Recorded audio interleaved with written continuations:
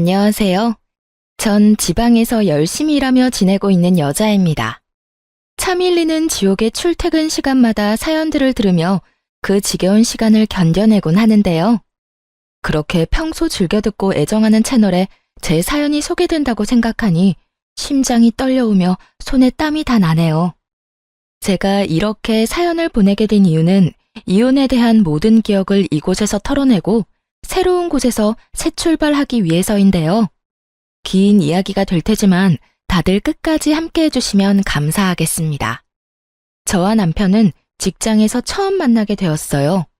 나이가 점점 드니 이성을 만날 기회는 줄어들고 자연스럽게 연애도 멀어지던 중 알게 된 사람이 직장 동기인 남편이었죠. 저희도 처음엔 친구 사이로 지냈어요. 나이도 같고 같은 회사에서 같은 일로 골머리가 아픈 일이 많으니 그저 하소연이나 하던 그런 친구 사이였죠. 일상을 나누며 회사 일로 하소연이나 하며 편하게 지내던 저희는 영원한 친구는 없다는 그 말처럼 서서히 서로에게 감정이 생겼고 그렇게 4년을 연애하다 결혼까지 하게 되었습니다.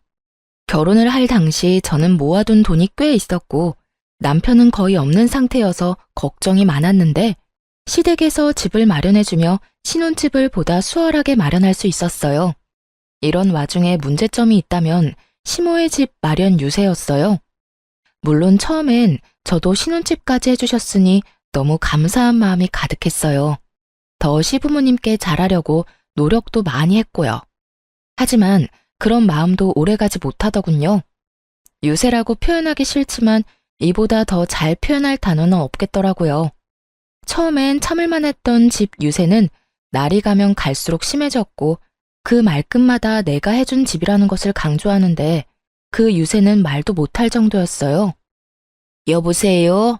아가, 내가 마침 근처에 볼 일이 있어서 내가 사준 아파트에 잠시 들렀는데 여기 내부 산책로도 참 잘 돼 있는 것이 보면 볼수록 내가 좋은 아파트를 사줬다는 생각이 드는구나.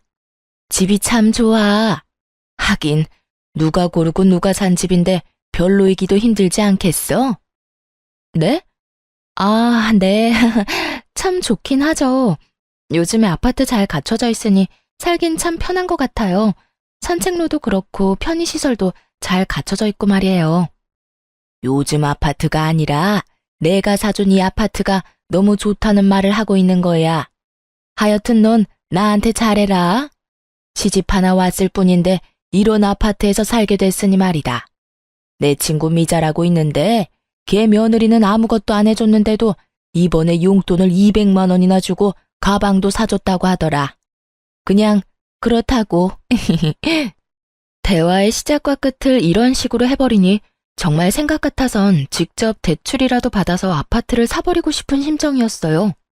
거기에다 제가 회사에서 일할 때마다 전화로 이런 말을 꺼내는데 꼭 내가 집을 해줬으니 네가 돈 많이 벌어서 나한테 다 갚으라는 뜻으로 들리기도 했어요.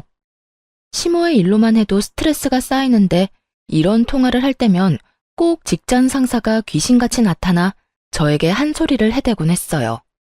또 시댁 전화? 아, 네. 죄송해요. 안 받으려고 했는데 혹시나 급한 일이면 어쩌나 해서요. 다음부턴 저녁에 전화 달라고 말씀드릴게요.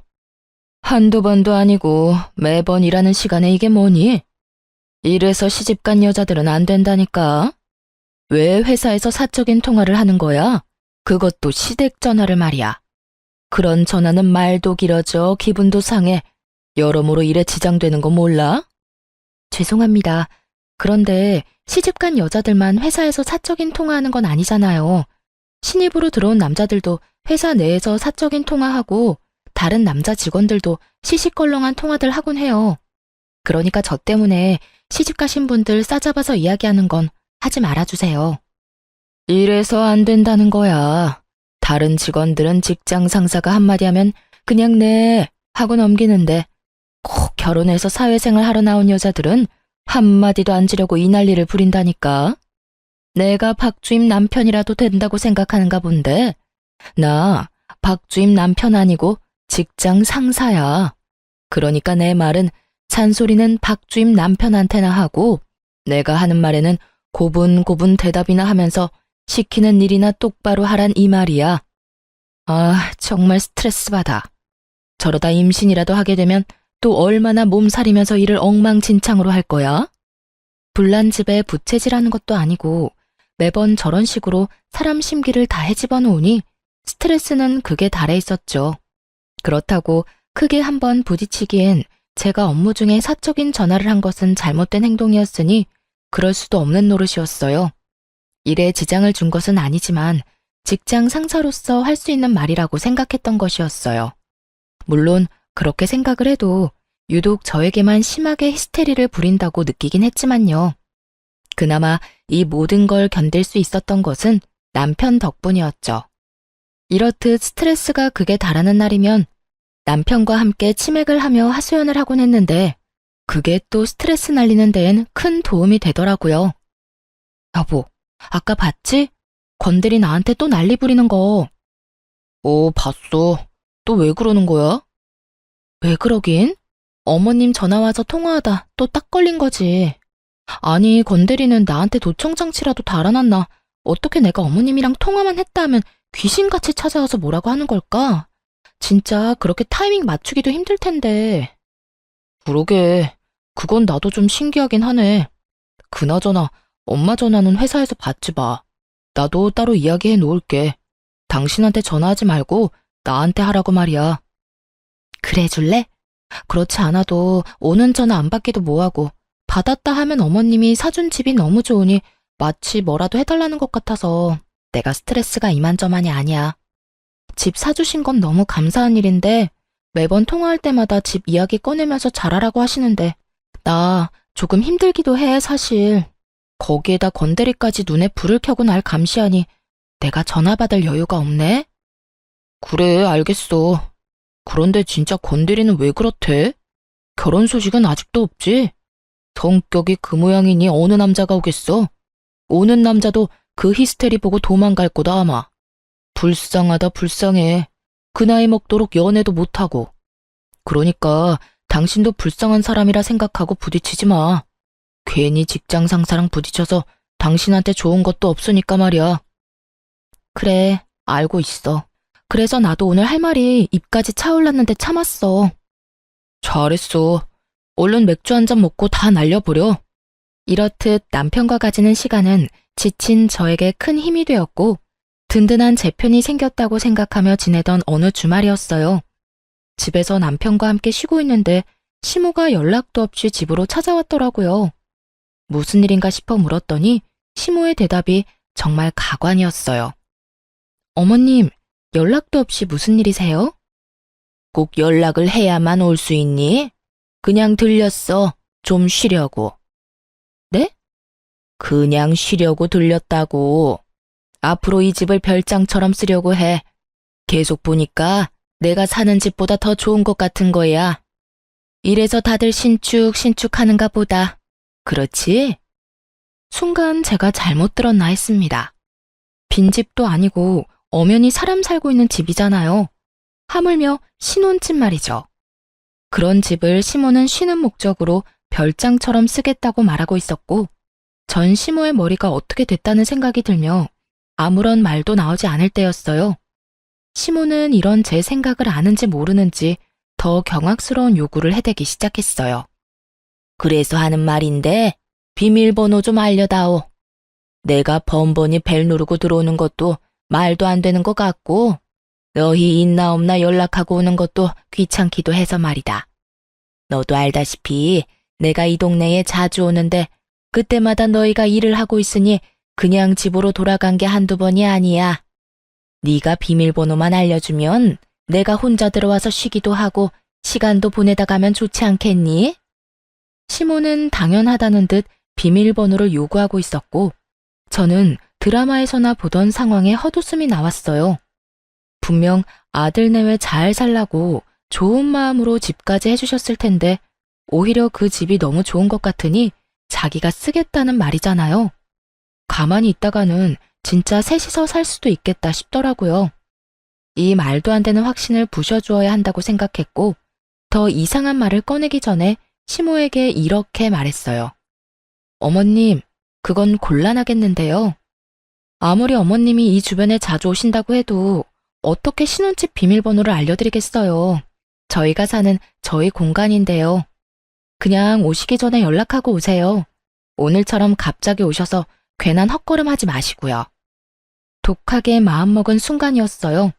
이대로 어영부영 비밀번호를 알려주었다간 신혼생활은커녕 시모 모시고 사는 거나 마찬가지가 될 것 같았고, 전 아무리 남편을 사랑한다고 한들 그런 결혼 생활은 하고 싶지 않았거든요. 그래서 제 표정과 제 말투는 단호했고, 단호한 저의 태도에 시모는 노발대발하며 역정을 내더라고요. 그 골백번은 더 말한 집 유세를 부리며 말이죠. 너 지금 말 다 했니? 이 집 내가 사준 내 집이다.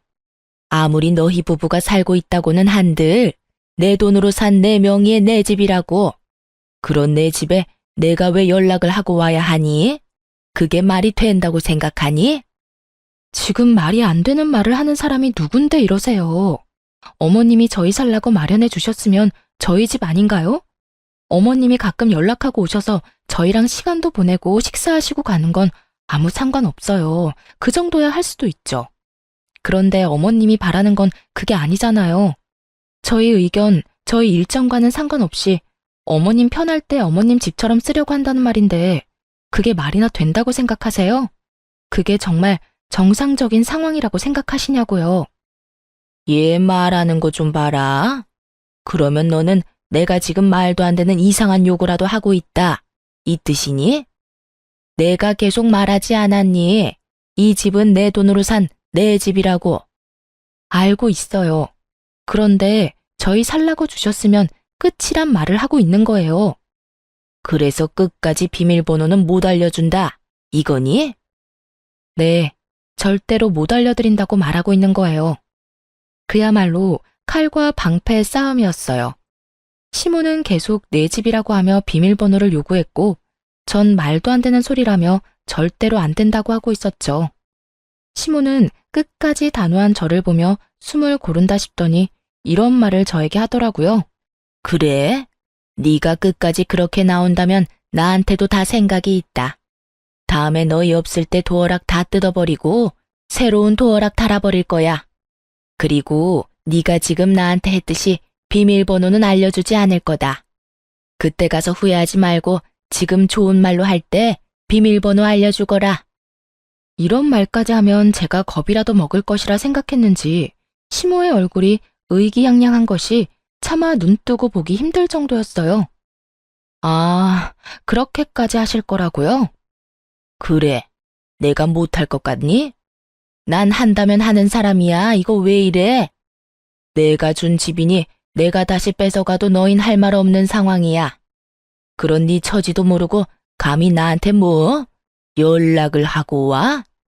이게 지가 먼저 나서서 비밀번호를 알려줘도 모자랄 판국에 입만 살아서는? 네, 다 알겠으니까 도어락 뜯느라 괜히 힘 빼지 말고 그냥 여기서 사세요. 제가 그냥 남편 데리고 친정 가서 살게요. 뭐? 너 지금 친정에 간다고 했니? 네, 친정에 가서 살 거라고요, 남편이랑요. 저는 어머님이 이 집을 저희가 행복하게 싸우지 말고 잘 살라고 마련해 준 집이라 생각했는데 그게 아니니 어쩌겠어요? 이 집을 나가서 행복하게 사는 수밖에요. 그런데 어머님도 알다시피 남편이 모아둔 돈도 없고 그렇다고 대출을 받자니 이자도 한두 푼이 아닐 테고. 그러니 어쩌겠어요? 빈방 남아도는 친정에 가는 수밖에요. 당장 짐 빼드릴 테니 오늘부터 이 집에서 쭉 사세요. 저는 남편 데리고 가서 처가살이 시킬 테니까요. 시모는 말없이 저를 노려보고 있었고 저 역시 그런 시모의 눈을 피하지 않고 있었어요. 그런 눈싸움은 몇 분 동안 계속되었고 제 말이 진심이라 느낀 시모는 자기 아들 처가살이는 살게 하기 싫었는지 한 발 물러서 집으로 돌아가더군요. 두고 보자는 말을 남기고선 말이에요. 그렇게 시모가 돌아간 후 한숨 돌리나 했는데 있는지도 모를 정도로 조용히 구경만 하고 있던 남편이 시모 역성을 들며 저에게 따지고 들더라고요. 여보, 진짜 우리 엄마한테 너무한 거 아니야? 꼭 그렇게까지 모질게 말해야 했어? 내가 뭘 어떻게 했는데? 당신은 어머님이 나한테 어떻게 하는지 못 봤어? 당신이 계속 따지고 도니까 그렇지. 그냥 좋은 말로 안 된다고 했으면 됐잖아. 꼭 그렇게 끝까지 엄마를 이겨먹어야만 했어? 당신 진짜 말 이상하게 한다. 난 분명 처음에 좋게 좋게 안 된다고 했어. 그런데도 끝까지 우긴 건 내가 아니라 어머님이야. 거기에다 도어락까지 바꿔버린다는 어머님의 말, 당신은 못 들었어? 그런 말을 듣고 내가 가만히 있어야 했니? 그런 말까지 듣고 가만히 있을 사람이 어디 있어? 엄마가 오죽 답답했으면 그런 말까지 하셨겠어. 어른이잖아. 어른한테까지 꼭 그렇게 이겨먹을 필요는 없잖아. 어른도 어른 나름이지. 당신 말대로 말 같지도 않은 말을 내내 하고 넘어가면 더 큰 문제가 되어서 돌아온다는 거 몰라서 지금 그런 말을 하는 거야? 더 큰 문제는 무슨? 뭘 말하는 건데?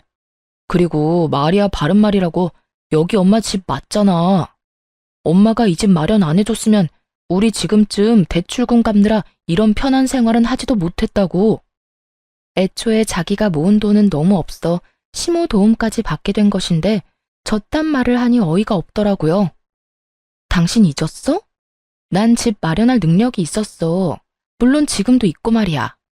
반반 결혼을 하려고 했던 우리가 못하게 된 이유는 당신 때문이라고. 당신이 돈이 없었으니까. 이게 다 누구 때문인데 엄마가 집 마련을 안 해줬으면 이렇게 편한 생활을 못했을 거라고? 당신이 지금 그런 말 할 처지야? 그건 그렇지만 엄마 덕분에 우리가 편하게 사는 건 맞잖아. 금전적으로 좀 여유로운 건 맞겠지. 그런데 돈이 다가 아니잖아. 당신이랑 나, 어머니 때문에 이렇게 말다툼하는 상황이 편해? 매번 어머님이 이렇게 오셔서 내 집이라고 마음대로 하는 모습이 당신이 보기엔 편하냐고. 그러니까 엄마가 그러든 말든 그냥 그러려니 하고 져주면 다 편하잖아. 당신도 이렇게 언성 높일 일 없고 엄마도 저렇게 화낼 일 없고. 그러면 우리도 싸울 일 따윈 없다고. 당신이나 어머님이나 참말 안 통한다. 하여튼 나는 당신 말처럼 내내거릴 생각 없으니까 그런 줄 알고 당신도 어머님한테 비밀번호 알려주지 마. 알려주기만 해봐. 정말 대출을 내서라도 집 마련해서 이 집에서 확 나가버릴 테니까. 정 안 되면 정말 처가살이까지 각오해야 할 거야. 저는 말로 남편의 입을 막아버렸고 남편도 더는 똑같은 말을 꺼내지 않더라고요.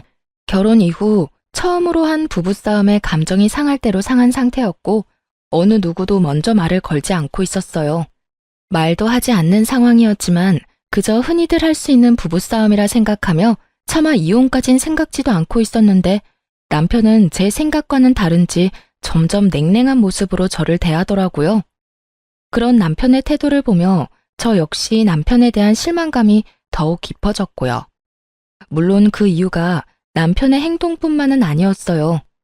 저에게 말 한 번 걸지도 않는 남편은 어느 순간부터 회사에서 저와 사이가 좋지 않던 그 직장 상사와 친하게 지내기 시작했고 그런 모습에 실망감은 더 깊어지고 있었죠.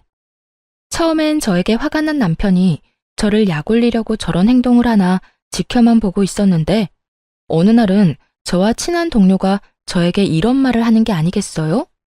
박주임, 너 네 남편 잘 지켜봐. 요즘 건들이랑 가깝게 지내는 게 심상치 않아. 어? 우리 남편?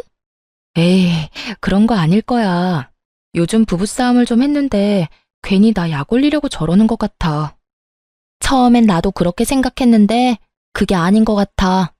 이런 말 박주임 기분 나쁠까 봐 안 하려고 했는데 못 본 척하는 건 아무래도 아닌 것 같아서. 나 비상계단에서 두 사람 마주쳤는데 날 보더니 화들짝 놀래면서 이상한 연기를 하더라니까. 아닐 수도 있는데 혹시 모르는 일이니까 잘 지켜봐.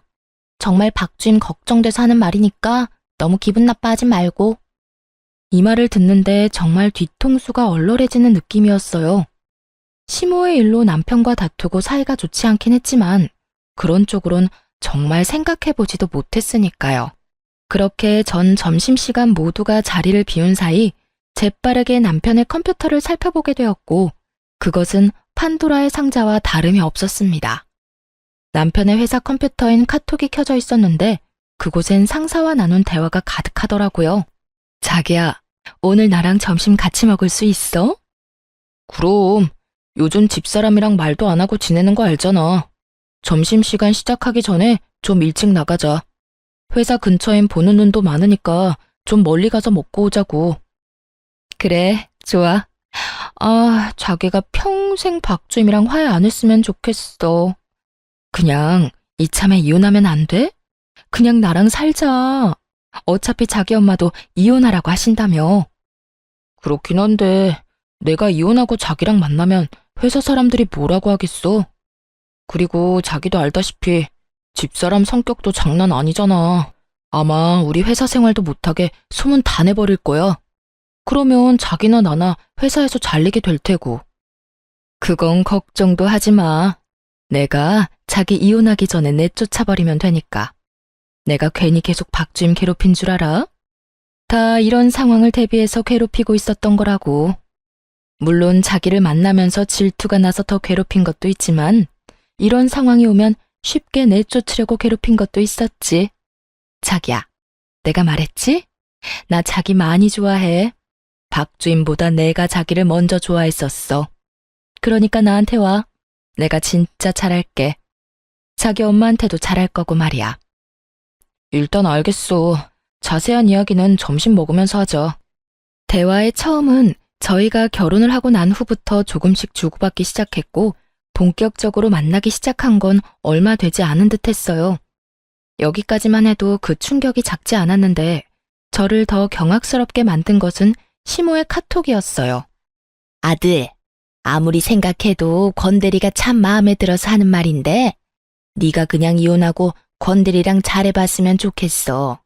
능력, 성격, 뭐로 보나 지금 그 물건보다 권대리가 훨씬 좋잖니? 이혼 쪽으로 생각하고 있으니까 조금만 기다려. 역시 내 아들, 잘 생각했어. 그런데 권대리는 또 언제 집에 데리고 올 거니? 다시 만나게 되면 아예 결혼 날짜를 잡아버려야겠어. 엄마, 급한 마음은 알겠는데 너무 서두르지 마. 그러다 죽도 밥도 안 될 수가 있어. 이미 저와의 이혼은 확실했고 아예 결혼 이야기까지 나오고 있더라고요. 그제야 모든 것이 맞춰 들어가더군요. 저를 향한 지속적이고 지나친 상사의 괴롭힘부터 한 번 싸웠다고 이때껏 냉랭하던 남편의 모습, 그리고 연락이 와서 시집살이 시켜도 몇 번은 더 시키고도 남을 시모가 아무 연락조차 없는 것까지 모든 것이요. 상간녀는 제가 질투나고 꼴 보기 싫어 이때껏 저를 그렇게나 못 잡아먹어 안달이었던 것이고, 시모는 이제 새로운 며느리가 생길 예정이니 연락을 할 필요가 없었던 것이었죠. 남편과 상간녀는 사랑에 빠진 여느 연인과 다름이 없는 모습이었고, 시모는 새 며느리를 맞이할 생각에 들떠 한껏 신이 난 상태였어요. 이혼은 당연한 상황이 되었고, 그런 상황이 되니 그냥 이혼해 줄 순 없는 노릇이었어요. 끝까지 남편을 붙잡고 또 붙잡아 최적의 타이밍에 이혼하기로 결심한 것이었죠. 카톡을 살펴본 결과 그 타이밍이 멀지 않은 것 같았거든요. 그렇게 전 소름 끼치는 결혼 생활을 조금 더 버티기로 했고, 남편과 시모는 작정하고 저를 괴롭히기 시작하더군요. 위자료를 주기 싫어 어떻게 해서든 제 입에서 이혼 소리가 나오게 하려고 애쓴다는 걸 알고 나니 그저 웃길 뿐이었어요. 당신 빨래 안 했어? 어떻게 양말 하나가 없어? 빨래 했는데? 내 것만 했지. 뭐? 내 것만 했다고. 나한테 말 한마디 안 걸고 눈 한 번 안 마주쳐주는 남편 뭐가 예쁘다고 빨래를 해줘? 아참, 그리고 앞으로 밥도 내 밥만 차려 먹을 거니까 당신 밥은 당신이 차려 먹어. 당신 진짜 이렇게 치사하게 굴 거야? 그리고 당신 주부야. 주부가 그런 기본적인 것도 안 하면 어쩌자는 거야? 주부이기 전에 나도 회사원이야. 그리고 집안일은 여자만 하라는 법이라도 있어? 내가 집에서 노는 사람도 아니고 나도 일하러 다니고 돈 버는데 왜 나만 집안일을 해야 해? 각자 번 돈 각자 쓰는 것처럼 각자 집안일은 각자 해. 야, 너 이따위로 나올 거야? 이따위로 나올 거야. 그러니까 나한테 앞으로 이래라 저래라 하지 마. 이때껏 말 한마디 안 걸더니 기껏 한다는 말이 빨래? 그딴 말 할 거면 그냥 쭉 계속 말 걸지 마. 그 편이 나도 편하니까. 남편은 괜한 시비와 트집을 잡아보려 노력했지만 이렇듯 저에게 상대도 안 되는 남자였고 뜻대로 되지 않자 시모를 집으로 부르더군요. 예, 너 이 말이 사실이니? 너 내 아들 밥도 안 해준다면서? 네, 그랬는데 왜요? 그게 또 불만이어서 여기까지 이러고 왔어요? 그러면 내가 가만히 앉아있게 생겼니? 여자가 결혼했으면 밥은 당연히 차려줘야지. 어디서 못 배운 짓거리야? 그리고 집안꼴이 이게 뭐야? 얼른 우리 아들 밥 차려주고 청소부터 하거라. 청소기로 대충 밀지 말고 깔끔하게 걸레질까지 싹 하란 말이야. 싫은데요. 그렇게 더러우면 어머님이 하세요. 저는 요즘 처리해야 할 일이 많아서 피곤하거든요. 그러니까 아들 사는 어머님 집이 더러워서 못 견디겠으면 어머님이 직접 다 하세요. 뭐야? 너 도대체 왜 이러니? 뭘 믿고 이렇게 막 나가냔 말이야. 제가 믿기는 뭘 믿겠어요? 저는 막 나가는 게 아니라 그저 제가 할 말을 하는 것뿐이에요. 그렇잖아요. 저는 청소할 필요가 없다고 생각하는데 어머님 눈엔 청소가 필요하니 필요하다고 생각하는 사람이 하는 게 맞는 거고. 저한테 애정 한번 주지 않는 남편한테 밥 차려주기 싫어서 밥도 안 해주는 건데 그걸 누가 뭐라고 할 수 있나요? 그러니까 계속 이렇게 찾아와서 괜한 트집 잡아봐도 아무 소용 없으니까 이렇게 오지 마세요. 불편하니까. 다음부턴 어머님 오시면 전 그냥 나가 있을 테니 그런 줄 아시고요. 시모는 또 어떻게 해서든 트집을 잡으며 저를 괴롭히려고 노력했지만 전 그럴 때마다 싱긋싱긋 웃으며 시모의 약을 올려주었어요. 그럴 때마다 시모는 뒷목 잡고 앓는 소리를 내곤 했고 그마저도 꼴보기 싫어졌던 저는 시모가 오면 말을 다 무시한 채 집을 나가버리곤 했습니다. 생각 같아선 짐을 싸서 확 나가고 싶었지만 누구 좋으라고 그렇게 하겠어요.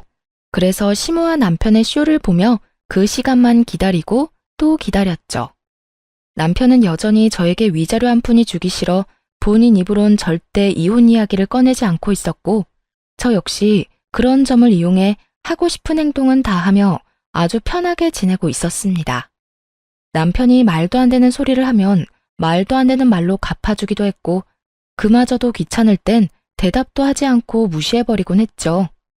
그렇게 끝에 끝까지 몰린 남편은 결국 저에게 이혼을 하자고 먼저 말하더라고요. 더는 못 참겠어. 이혼하자 우리. 이혼? 난 싫은데. 내가 누구 좋다고 이혼을 해줘야 해. 누군 누구야. 서로 좋아지려고 이혼하는 거지. 사실 이게 결혼 생활이 맞는 거야? 이건 좋아서 같이 사는 게 아니잖아. 난 더는 당신 같은 여자랑 살기 싫으니까 그냥 조용히 이혼해. 글쎄 싫다고 했잖아. 그렇게 하고 싶으면 소송 걸어. 아무리 소송을 건다고 한들 이혼이 되겠냐마는 나는 당신이랑 살면서 잘못한 것도 없고 당신이 내세울 거라곤 내가 집안일 안 해준 것뿐일 텐데 그걸 어떻게 증명할 건데? 그리고 그렇다고 한들 그게 이혼 사유가 될 것 같아? 된다고 한들 바로 이혼이 되겠어? 어찌됐든 난 지금은 이혼할 생각 없으니까 그런 줄 알아. 나 진짜 당신이랑 이러고 실랑이하고 있을 시간 없어. 그러니까 그냥 이혼 좀 하자고. 시간? 왜? 무슨 문제 있어? 나랑 꼭 지금 이혼해야 할 이유라도 있는 거야? 아니. 그런 게 아니라 그냥 이렇게 사는 게 무슨 의미가 있나 이런 말이지. 당신도 엄마가 찾아와서 당신 괴롭히는 거 힘들 거 아니냐고. 안 힘들어. 어머님 오면 바로 나가버리는데 내가 힘든 일이 뭐가 있어. 그러니까 내 걱정은 하지 말고 네 걱정이나 해. 내 걱정해서 이혼하자고 하는 거라고. 이혼 좀 하자 제발. 싫다고 했지. 정 이혼하고 싶으면 소송 걸어. 그러면 되겠네. 남편은 끝까지 이혼을 하자고 우겨댔고 전 그렇게 하고 싶다면 소송을 걸라고 반박해버렸죠. 소송을 걸었다간 본인에겐 이로울 것이 하나 없다는 걸 잘 아는 남편은 입을 닫아버리더군요.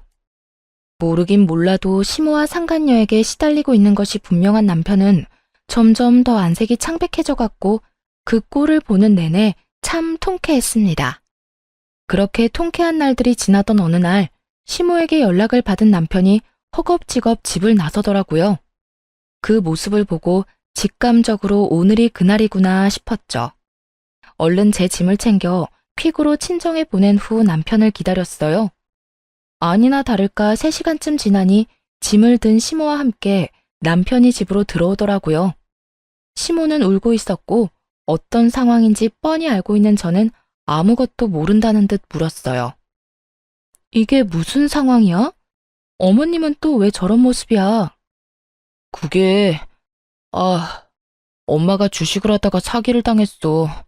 거기서 멈췄어야 했는데 본전 생각나니까 계속 주식하다가 가진 걸 날린 것도 모자라 빚까지 냈다네. 오늘 빚쟁이들이 집으로 찾아와서 급하게 엄마 모시고 오는 길이야. 이미 엄마 집은 넘어갔고 이 집도 아마 곧 넘어가게 될 거야. 시모는 주식 사기꾼에게 사기를 당해 큰 돈을 날리게 되었고 그 돈을 메우고자 다시 주식에 손을 댄 것이었어요. 그렇지 않아도 성공하기 힘든 주식을 아무 지식도 없는 시모가 아무리 돈을 쏟아붓는다 한들 수익을 낼 리가 없었고 계속 잃고 잃다 가진 돈도 날리고 집도 날리다 못해 빚까지 내게 된 것이죠. 남편은 제 눈치를 살피고 있었고 시모는 남편이 이야기하는 내내 울고만 있더라고요. 그런 두 사람의 모습은 말도 못할 만큼 가관이었고 더 가관인 말이 남편의 입에서 흘러나오고 있더군요. 그래서 하는 말인데 당신 나랑 결혼할 때 혼수만 해오고 남은 돈 있잖아. 그 돈으로 우리 셋이서 살 집 좀 구하자. 작은 집이라도 우린 상관없어. 그러니까 당신이 가진 돈으로 빨리 집 좀 구해서 일단 이 위기를 좀 넘겨보자. 참 뻔뻔하다 싶었어요. 뒤론 다른 여자를 사랑한다, 빨리 함께하고 싶다고 난리더니 어떻게 저한테 집을 마련해달라고 저리도 당당하게 이야기할 수 있는지. 역시 상식 바뀐 사람이다 싶기도 했고요. 전 처음부터 끝까지 궤변만 늘어놓고 있는 남편에게 모든 사실을 밝히기로 했죠. 제가 기다리고 기다리던 그 순간이었습니다. 듣고 있으려니 참 기가 차서 웃음이 나려고 하네. 나한테 이럴 필요가 뭐 있어? 당신 내가 굳이 살 집 마련하지 않아도 살 수 있는 집이 또 있잖아. 땡땡동 땡땡 아파트 109동 1203호. 나한테 구질구질하게 집 해달라 하지 말고 거기 가서 당신 엄마랑 살아. 남편은 제 말에 화들짝 놀라며 이렇게 말하더군요. 그걸 어떻게 알았어? 아니, 언제부터 알고 있었어? 어디까지 알고 있냐고. 다 알면서 왜 나랑 이혼 안 해준 거야? 너 이러라고 이혼 안 해준 거야. 내가 어디까지 알고 있는지 궁금해? 나 당신이 생각하는 것보다 많이 알고 있었어. 당신 엄마가 주식으로 돈 다 날려먹은 것부터 시작해서 집도 다 경매로 넘어가기 전에 나랑 하루빨리 이혼하려고 안 달랐던 것까지 말이야. 뭐? 그러면 그때 이혼 안 한다고 우긴 것도 다 알고 일부러 그런 거였어? 응. 나 일부러 이혼 안 하고 버틴 거야. 오늘 이런 순간을 위해서. 네, 저는 다 알고 있었습니다. 이런 순간이 올 거라는 걸 말이죠. 사실 카톡을 보게 되었을 때 남편의 외도 말고 알게 된 점이 무수히 많았습니다. 시모가 주식 사기를 당한 것도 모자라 다시 주식을 해 다 날려먹었다는 건 물론이었고 상간녀는 시모와 잘 지내고는 싶지만 시모를 모시고 살 생각은 없다는 것까지 말이죠. 그래서 남편은 하루라도 빨리 정리하고 상간녀와 재혼을 해버릴 생각이었던 것이죠. 그리도 시끄럽게 한 재혼인데 고작 시모 한 명 모신다고 다시 이혼을 할 리는 없을 거라 확신한 것이었어요. 그런 사실을 다 알아버린 저는 절대 이혼을 해주지 않고 버텼고 결국 시모의 집은 경매로 넘어가 오갈대가 사라져버린 것입니다. 마음이 급해진 두 사람은 일단 저에게 빌붙어 있다가 제 뒤통수를 치고 상간녀에게 갈 생각이었겠죠. 모든 사실이 드러나자 남편은 어떻게 이렇게까지 할 수 있냐고 따져 묻기 시작했어요. 당신이 나한테 어떻게 이렇게까지 해? 당신 때문에 나는 지혜랑 결혼도 못하고 지금 이렇게 엄마랑 오갈 데도 없어졌잖아. 야, 정신 차려. 너랑 나랑 아직 부부인데 나한테 다른 여자랑 결혼 못했다고 따지는 거야? 그것도 내 탓으로 돌리면서. 네가 진짜 돌아도 완전히 돌았구나. 뻔뻔한 것도 정도가 있지. 너 이 정도면 정신병이야, 알아? 당신이 정신병이라고 생각하든 말든 난 아무 상관없거든. 다 됐고, 당신 때문에 우리 지혜 집에도 못 가게 생겼으니까 당신이 책임져. 당신이 책임지고 엄마랑 나 살 집 구해내란 말이야. 이게 다 당신이 이혼 안 한다고 우겨서 이렇게 된 일이니까 당신이 집 구해달란 말이야. 아니, 난 지금 이 순간에 이혼하려고 이때껏 버틴 건데? 그렇게 당신이 원하던 이혼 지금 하자. 지금 해줄게. 내가 미쳤냐? 오갈 데도 없는데 당신이랑 이혼하게? 지금 돈 있는 사람이 당신뿐인데 내가 호락호락하게 이혼해줄 것 같아? 이번엔 내가 이혼하기 싫으니까 당신도 포기해, 이혼. 남편은 착각해도 아주 큰 착각을 하더라고요. 자신도 이혼을 거부할 자격이 있다고 말이죠. 외도까지 저지른 주제에 어떻게 저딴 말도 안 되는 착각을 할 수 있는지 도무지 하나부터 열까지 이해가 되지 않았지만 그런 인간이니 이딴 상황이나 만들었을 거란 생각에 코웃음을 치며 자신이 처한 현실을 알려주었습니다.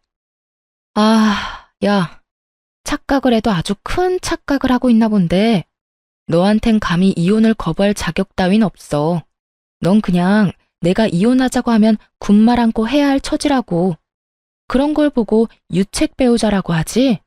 같은 사무실 여자랑 바람 피운 것도 기가 막히는데 빚쟁이 엄마까지 데리고 와서 집을 구해내라고?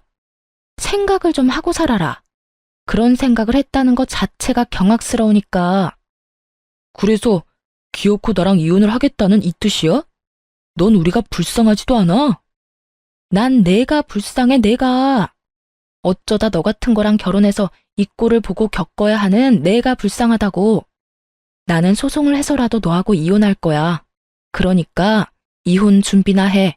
알겠어? 남편은 그제야 제가 이혼을 하자고 하면 본인의 의지와는 상관없이 해야만 한다는 것을 깨달았는지 태세를 바꿔 굽신거리기 시작하더라고요. 친정 부모님까지 들먹이며 말이죠. 남편은 어떻게 해서든 제 마음을 돌려보려 꺼낸 것이 친정 부모님이었지만 그 말은 저를 더 화나게 만들었죠. 여보, 그러지 말고 다시 좀 생각해봐. 당신 지금 이혼한다고 하면 장인어른 장모님도 충격이 크실 거야. 그러니까 흥분을 좀 가라앉히고 좀 더 차분하게 생각해봐. 우리 부모님이 받으실 충격 걱정한다는 놈이 날 배신하고 다른 여자랑 바람이나 피워댔어? 너 같은 놈 걱정은 필요도 없으니까 다신 우리 부모님 이야기 하지도 마. 그 더러운 입에 올리지도 말라고. 저는 흥분한 상태였고 그로 인해 말이 험해지고 있었어요. 꽉 쥔 주먹마저 떨리고 있던 그때였어요. 아들만 믿고 있다가 상황만 더 악화되겠다 싶은 시모가 남편의 옆에 나란히 서 저를 설득하고 나서더군요. 저기 아가야, 네가 얼마만큼 화가 났는지, 왜 화가 났는지 엄마가 잘 안다. 얼마나 배신감이 들겠어. 다른 것도 아니라 남편이 외도를 저질렀는데. 같은 여자로서 충분히 이해된단다. 그러니 내가 나서마. 내가 나서서 책임지고 아들 녀석이랑 그 여자 사이 찢어놓을 테니 우리 못난 아들 한 번만 받아주면 안 되겠니? 내가 이렇게 약속하마. 그러니 이혼은 다시 생각해보려무나. 어디서 정상적인 시모 코스프레질인지. 남편의 이혼을 시키지 못해 안달났던 사람이 누군데 이제와 이딴 말이나 하는 시모를 보는데 몸이 떨려오기는커녕 흥분이 착 가라앉는 느낌이 들더라고요. 제가 여기서 흥분했다간 이로울 것이 없다는 걸 시모의 어이없는 연기 덕분에 깨달은 것이죠. 어머님, 제가 다 알고 있다고 했잖아요. 제가 다 안다는 사실 중엔 어머님 건대리가 마음에 든다고 집에 데려오라는 것도 저랑은 당장 이혼하고 건대리랑 빨리 재혼하라는 것도 포함되어 있어요. 그렇게 이혼 못 시켜서 안달이던 사람이 이제 와서 이혼은 하지 말라고요? 어머님 시커먼 속내가 훤히 다 보여서 화가 나기는커녕 웃음이 다 나네요. 그건 네가 비밀번호도 알려주지 않고 내 아들을 처가살이 시킨다고 하니까 화가 나서 그랬던 거다. 네가 건드리 그 여자애처럼 조금만 나한테 살갑게 했어도 내가 조광지 쳐버리고 딴 여자하고 재혼하라는 말을 했겠니? 이것 보세요. 어머님은 이 순간까지 다 제 탓이죠?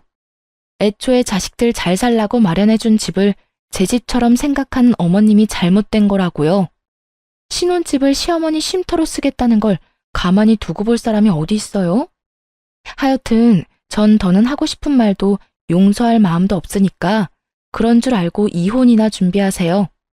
그러면 전 이만 가볼 테니 새로운 며느리랑 만수무강하시고요. 두 사람은 자리에 주저앉아 대성통곡을 하고 있었고 그 눈물이 비단 후회의 눈물만은 아닌 듯 하더군요. 울음소리 사이로 저에 대한 원망도 함께 쏟아져 나오고 있었으니까요. 끝까지 반성이란 모르는 두 사람을 보는데 역시나 이혼은 탁월한 선택이라는 생각이 들었어요. 그렇게 전 상간녀 시모 남편에게 위자료를 받고 성공적으로 이혼을 하게 되었어요. 이혼을 하고 난 후 이혼 사유를 물어보는 많은 이들에게 숨김없이 이혼 사유를 퍼뜨려 주었어요. 그 덕에 회사엔 소문이 다 퍼졌고 두 사람은 전대미문의 불륜 딱지가 붙으며 하루아침에 회사를 그만두게 되었어요. 여기서 끝이 아니었어요. 사실 제가 전 남편에게 숨기고 있던 사실은 또 있었는데 그건 바로 상간녀는 돌싱이라는 것으로 소수 인원만 아는 사실이었어요. 전 남편 놈도 저와 이혼했으니 돌싱인데 뭐가 문제냐고 생각하시는 분이 계실 텐데 상간녀는 그 당시에도 바람을 피우다 걸려 상간녀 위자료와 이혼 위자료를 주며 거짓 신세였던 것이 문제였죠. 수중에 빚밖에 없었던 상간녀는 처음부터 전 남편의 집에서 신혼집을 해줬다는 이야기를 듣고 일부러 접근했나 보더라고요. 전 남편과의 로맨스를 꿈꿨던 것이 아닌 빚탕감의 꿈을 꾸던 것이었어요. 결국 상간녀는 빚탕감의 꿈도 이루지 못하고 저에게도 위자료를 주느라 더 큰 빚을 진 건 물론이고 회사까지 잘리게 되었습니다. 이런 상간녀에게 다른 비밀이 또 있었는데요. 그 비밀은 전 남편의 분노 가득한 전화로 알게 되었어요. 너는 다 알고 있었지? 권지에 이혼했었다는 사실부터 해서 가진 건 쥐뿔도 없는 빚쟁이라는 거 넌 다 알고 있었지? 이제 와서 그런 거 따져봤자 달라지는 게 있어? 그리고 그년이 빚쟁이라고 해도 당신이랑 당신 엄마한테 다른 선택지가 있어? 어떻게 해서든 빚쟁이 집에라도 얹혀 살아야 할 입장 아닌가? 나한테 이럴 시간에 얼른 그년한테 가서 빌어. 울고불고 하면서 당신 엄마랑 당신이랑 그 집에서 좀 살게 해달라고 해. 집 같은 소리 하네. 제 집인 양 굴더니 그 집도 자기 집이 아니라 친구 집에 얹혀 사는 거더라. 나 완전히 사기당했다고. 어쩐지 빚쟁이 주제에 꽤 좋은 아파트에 산다 싶었더니 이런 진실이 또 있었더군요. 얼마나 통쾌하던지 새어나오는 웃음을 막을 방법이 없더라고요. 이제 너랑 네 엄마 어떻게 하니? 너 지금 웃어? 너는 이 상황이 즐거워? 내가 안 즐거울 이유가 없잖아. 난 지금 여러모로 즐거우니까 더는 내 기분 망치지 말고 전화 끊어. 앞으로 일어나는 모든 일은 다 네가 인생을 그따위로 살아서 받는 벌이라고 생각하고 달게 받아. 그리고 분명 말하는데 다신 전화하지 마라. 끊어. 여러모로 참 통쾌한 순간이었네요. 그 후 전 남편에게 다신 연락이 오는 일은 없었고 소문엔 빚쟁이 상간녀와는 뒤도 돌아보지 않고 헤어지고 시모와 함께 무너져가는 다가구 주택 단칸방에 살고 있다고 하더군요. 그렇게 통쾌한 이혼을 한 지 1년이란 세월이 다 되어가네요. 저는 새로운 출발을 위해 다른 지역으로 파견 근무를 신청했고 다른 지역에서 다시 태어난 마음으로 잘 지내고 있어요. 지금 함께 지내는 직원분들도 다 좋은 사람들이고 그런 사람들과 즐거운 시간을 보내며 잘 지내고 있습니다. 요즘에 쉬는 날이면 혼자 여행을 다니곤 하는데 차박에 재미를 붙여 노지 캠핑을 주로 하고 있어요. 치열한 예약 전쟁에서 벗어나 언제든 훌쩍 떠날 수 있고 발길 닿는 대로 다니며 잠시 쉬다 갈 수 있는 매력에 푹 빠졌다고나 할까요? 물론 화장실이라든가 제대로 씻지 못해 찝찝한 불편함이 있긴 하지만 그 모든 걸 감수할 만큼 저는 즐거운 취미 생활을 하며 지내고 있어요. 혼자인 생활이 이렇게 자유롭고 행복한 줄 알았다면 진작 이혼을 해버렸을 것이라고 생각할 만큼 만족스러운 삶을 살고 있답니다.